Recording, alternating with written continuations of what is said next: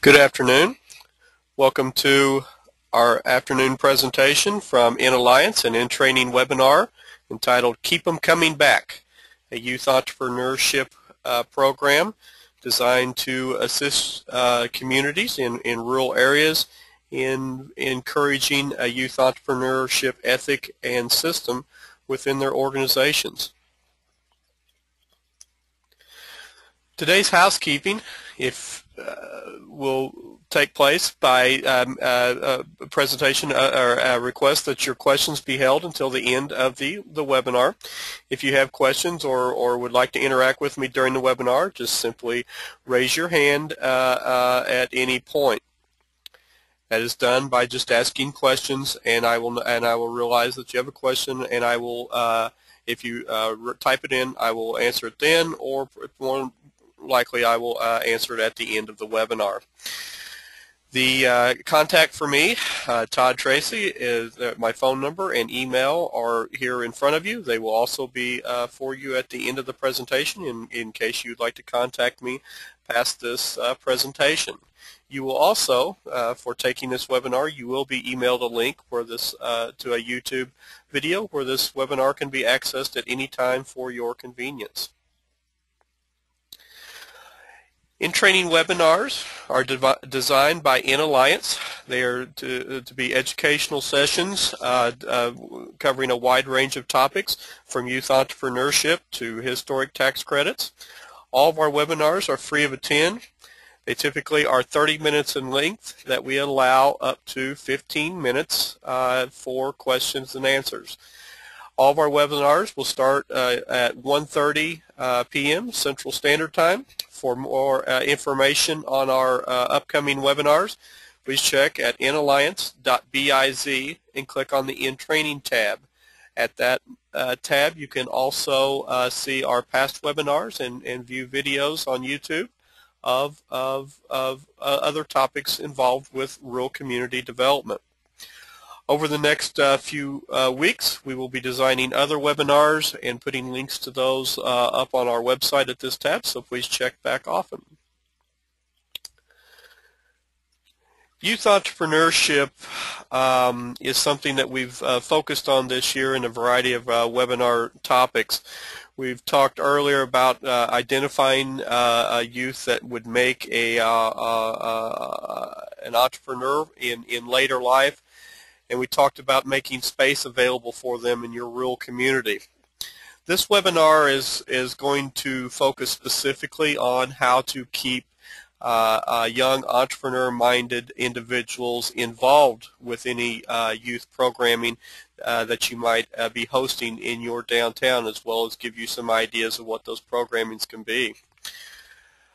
The first set of slides we'll be talking about is talking about when is the opportune time to catch a youth entrepreneur and some things that can give a catalyst to that youth entrepreneurship ethic. While children or young adults might not necessarily have a business plan or feasibility study in hand per se, they do have certain traits that demonstrate that they have an entrepreneurial drive. The most concrete sign for these students is the desire to earn money, which we'll be talking about later as being a strong driver for the young entrepreneur. Where it takes the form of age-old lemonade stand or mowing the lawn or babysitting, the knowledge of working for a profit always exists in the entrepreneurial mind. Common traits found in young entrepreneurs include independence, creativity, persistence, and confidence, of course. By matching these traits up with the motivation for profit, this is how often a budding entrepreneur is born. So let's first look at some statistics regarding the youth entrepreneur.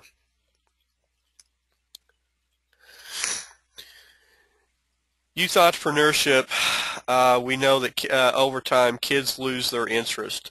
This is not only a statistic that I've seen in the United States, but worldwide. And in this particular chart that I have in front of me is a recent chart that was put together by Forbes magazine from data that they could collected from the Gallup Hope Index. If you'll notice of their study, nearly 65% of elementary students felt that they would like to run and own their own business someday. And as you can see, that dwindled to almost half by high school age. Why is that?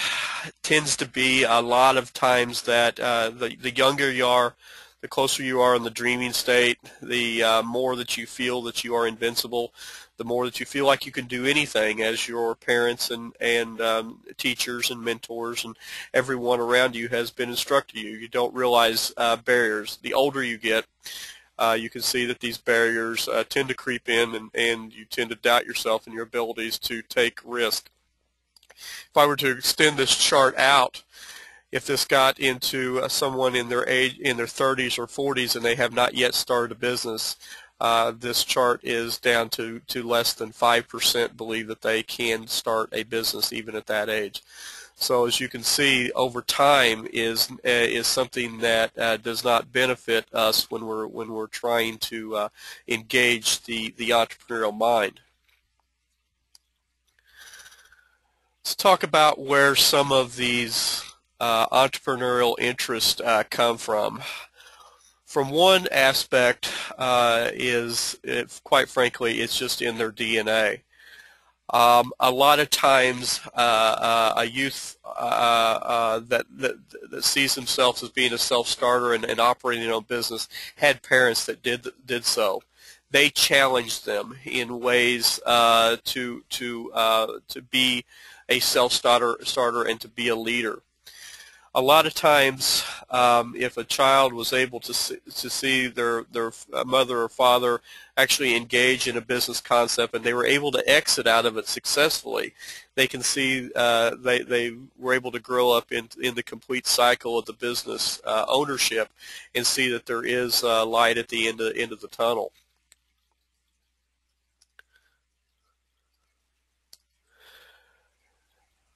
Sometimes, and this is something that is very important for your public domain program that you're looking at developing or have developed, is that you're able to give them experiences and activities in entrepreneur-related activities as a child. It's very important that children of any age be working in an environment of a business activity, basically where they have to sell themselves and they reap a reward, which is typically money, for work that they have performed. Even we notice that when we interview adult entrepreneurs and we go back in their resume, we ask them where they got their started, and sometimes or many times they state, "Oh, I first started out as babysitting. I started out with a lawn mowing job. I had a web-based business. I sold things on eBay." Whatever it might be, it is a very simple transaction, but they were able to grow and see from this very basic interaction that there is further opportunity for them out there. We notice, too, in looking at adult entrepreneurs, they all had someone in their lifetime that they knew that owned a business and was able to bring them into the business in some manner or form, whether or not that be a parent or not. Sometimes it's a family member. And of course, last but not least is sneaking around and just finding ways to make extra cash in very real ways. I know from my own personal experiences, and I've spoken this topic many times in my presentations across the Midwest, that I got my first entrepreneurial taste in third grade when I stole my father's cigarettes from him. I learned that I could sell those for 50 cents a pop out on the playground lawn, and that was quite productive for me for 2 or 3 weeks at best. But then, of course, inevitably I got caught and had to reap the not so benefit of the wrath of a principal and a father. So as you can see, entrepreneurialism comes from experiences, no matter bad or good, where they might be. Especially in high school age, entrepreneurial-minded people, we tend to find that they have an overwhelming desire to be their own boss instead of being bossed. A large percentage of entrepreneurial-minded individuals as adults are just not do not do well with being told what, when, and how to do things. They want to be creative and feel that they have developed those ideas on their own. They may have had a bad experience in working for someone else.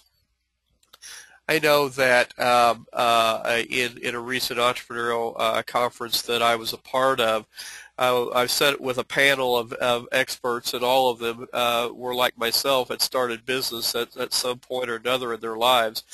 And all of us collectively related back to bad experiences that we had working in a more conventional work environment.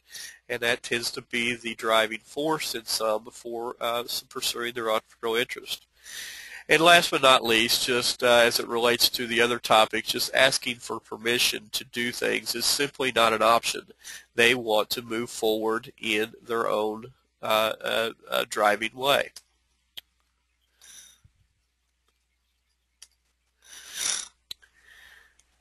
So we move forward now to how to keep the interest alive in your programs that you might be developing for the youth in entrepreneurial pursuits in your community.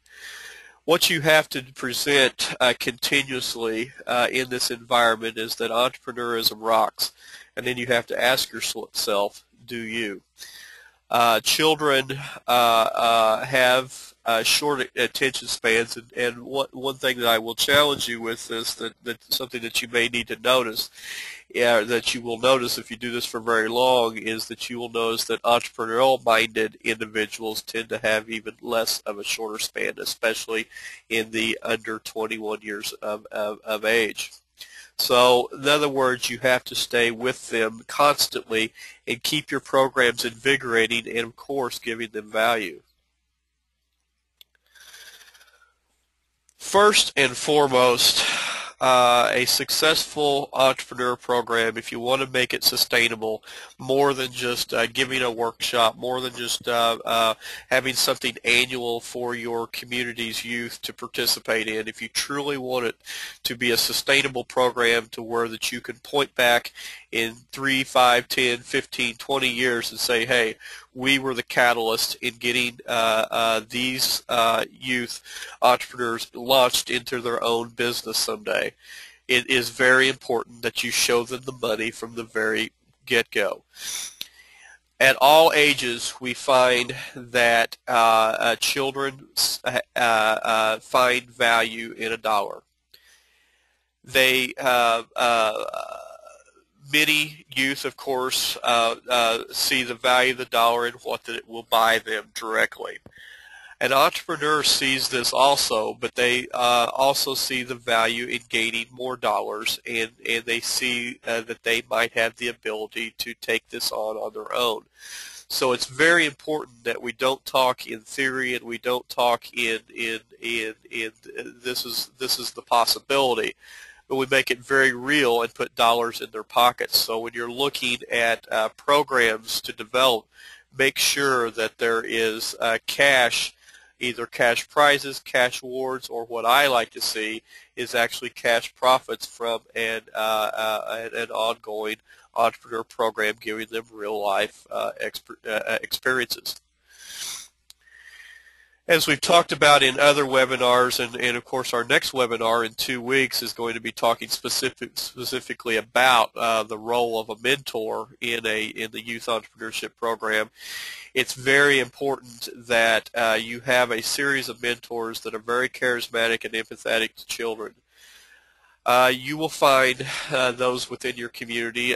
Sometimes they're not readily available because they are engaged in their pursuit, which is very time-consuming, which is running their own business. But when explain to them what your overall goal is and explain to them that they can commit the time that they want to instead of what you are asking them to do, you will find many mentors will come out and help you with your children at their own pace, of course.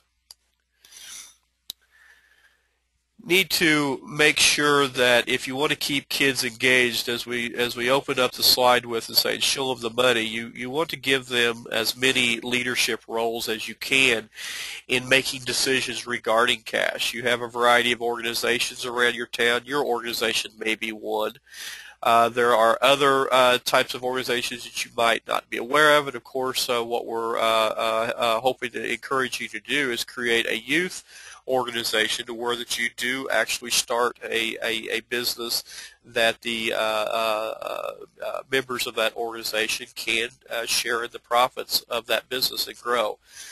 But kids do enjoy at different levels. You would be amazed at 5th and 6th graders who enjoy the record-keeping task of simply inputting data into a spreadsheet, into a computer or a business program, because they get to use the computer, they get to see a flash of a screen and get to see an output based upon numbers. Even checking account balancing and writing checks. I know the first time that I worked with a child, he was in 6th grade. He had never had a checking account before.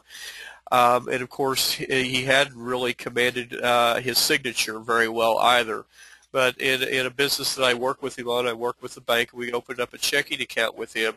And I know one of the most exciting times for him was paying a bill, and I thought, I thought to myself, I doubt that this will continue on with you as you grow in later life. But I laughed at his paying the bill, that he got to sign his name to a check. At that point, you could see in his mind that he realized that he was on a different level playing field than he had been before, that this was very serious, and that he was taking on a very responsible role. And of course, all the other transactions that go along, the deposits and everything, kids tend to like to handle money because they see their parents and they see adults in a variety of capacities handling money. And the younger that you are able to give them that responsibility of handling money and seeing to it that it is well taken care of and valued, you will see them taking on a stronger role with a business type ethic. And of course, last but not least, giving children the opportunity in your organization and in your programs to actually make decisions that allows them to spend the money, of course, within a budgetary concept. Teaches them great business and leadership roles. One thing that we find with children is the younger they are, they give us tons and tons and tons of ideas of where they think they can make money. I worked with a 4th grader not long ago, and he was going to make money by flying to the moon and picking up various minerals off the moon. Of course, myself, my first thing is not where you're going to get the money for the spaceship, not how you're going to fly it, not how you're going to get to the moon, but I simply asked him, what kind of minerals are you going to bring back? And he said, gold and diamonds. So we Wikipedia'd real quick and found that there was no gold and diamonds on the moon. As you can imagine, he was very distraught with that, but his entire business idea started dwindling and falling apart because he found that he hadn't done his research correctly. That tends to happen quite a bit. With the younger you are, the greater the ideas are, and probably the less feasible they are. And I want to iterate that probably, and that is not always the case. As you go on to high school age, they start asking the question, well, show me where I can make money and I will do it. And they start wanting to be told, where can I go, what can I do, and that type of thing.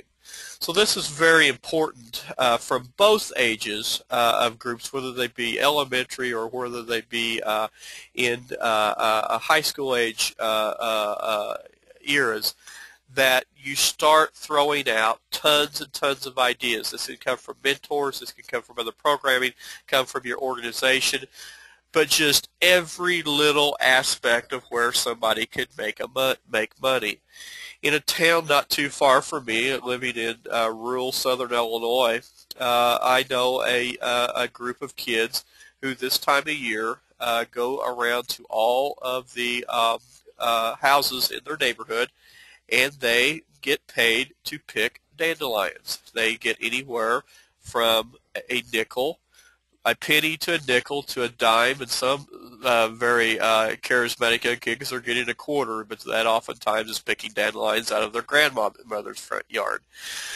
But you've got to really strongly think out of the box as to how these kids can make money, and look for, of course, other ideas that have been tried and successful, real life programs, but then start looking for those emerging businesses that may be online, or they may be trying in neighborhoods near you or in areas similar to you, that you can look for those type of ideas.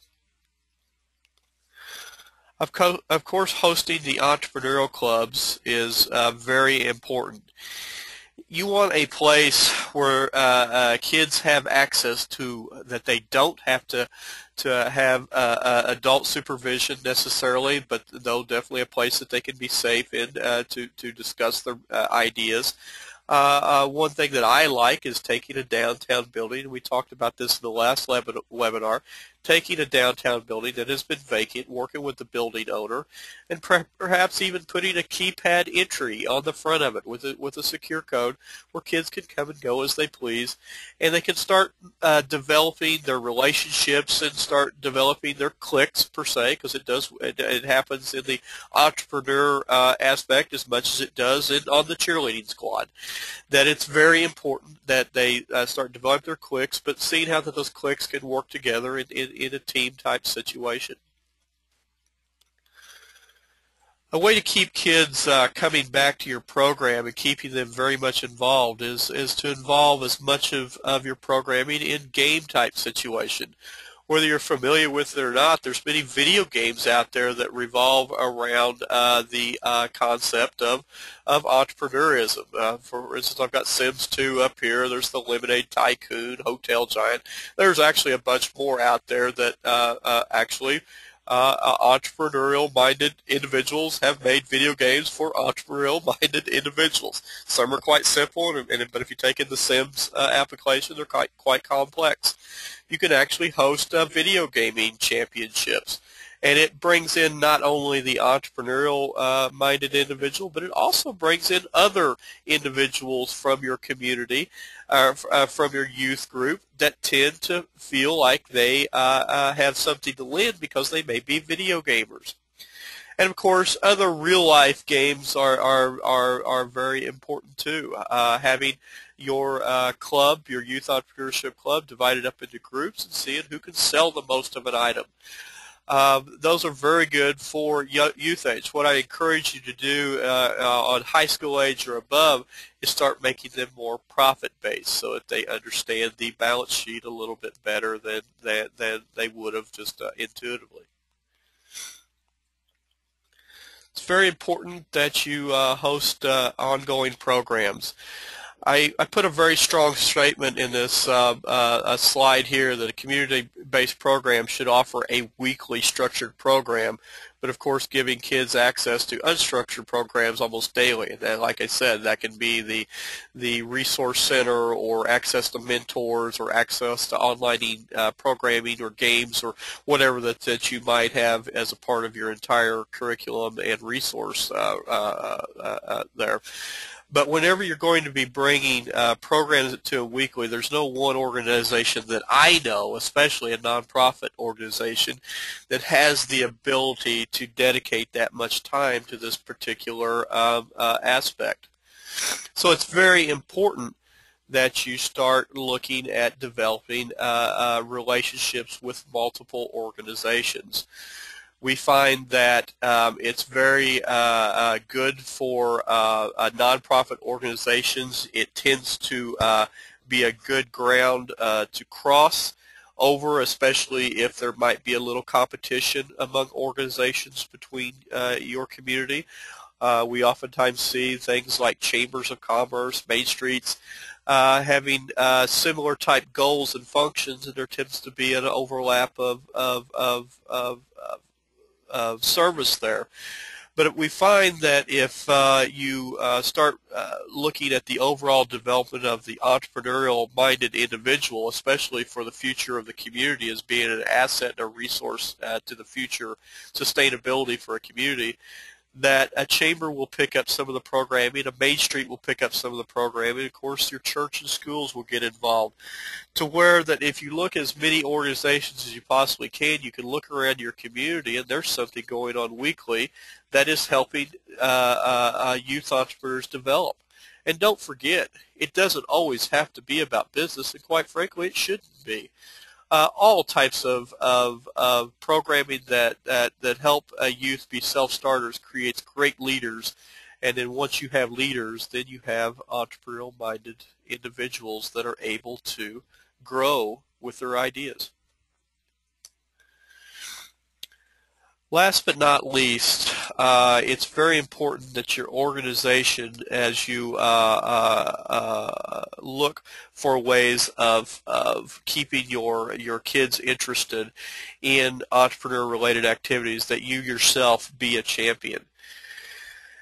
Kids are very, for the most part, especially entrepreneurial-minded kids, are very excited about their ideas, are very excited about what the future holds for them, and are very confident that they will be to meet the challenges that arise in not only their entrepreneurial-related activities, but in life in general. So it's very important that that we support this from the community. It is not always the community's job to say, hey, this will never work. Matter of fact, it's never your job to do that. Your job is to say, let's see how this can work. And as adults, when we're guiding and mentoring the children in our care, it's more of our job to show them that these are the potential barriers out there that we need to overcome. But now, how can we overcome these? And then let the child on their own determine whether or not their business idea or their ventures is not going to be successful. But if you keep the program ongoing, you keep it exciting, as characteristic of any entrepreneur, is one failed business idea is just emerging into another business idea that may or may not be successful. Thank you for your time with us today. We'll leave you with a quote, of course, from Dr. Seuss today. Be who you are and say what you feel, because those who mind don't matter, and those who matter don't mind. This is the type of relationship that you should have from your organization to the youth entrepreneur, as to how to engage them and keep them coming back. Let their parents put restrictions and challenges in their life, but let us as communities just always care about what their ideas are and listen and see where that we can do to help them to the next stage. All of my contact information is in front of you. I want to remind you, which you will be notified of again, but our next Youth Entrepreneurship in Training webinar will be Keys to Success. Starts with a great mentor. We'll be defining the mentor's role in the community-based organization, and that will be on Tuesday, June the 5th at 1:30 p.m. Central Standard Time. Okay, at this point, I would like to open it up for questions if you have any. So.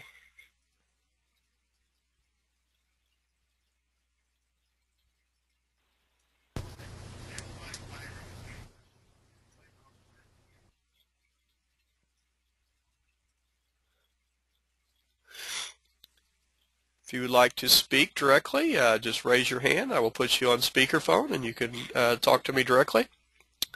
If you have any questions.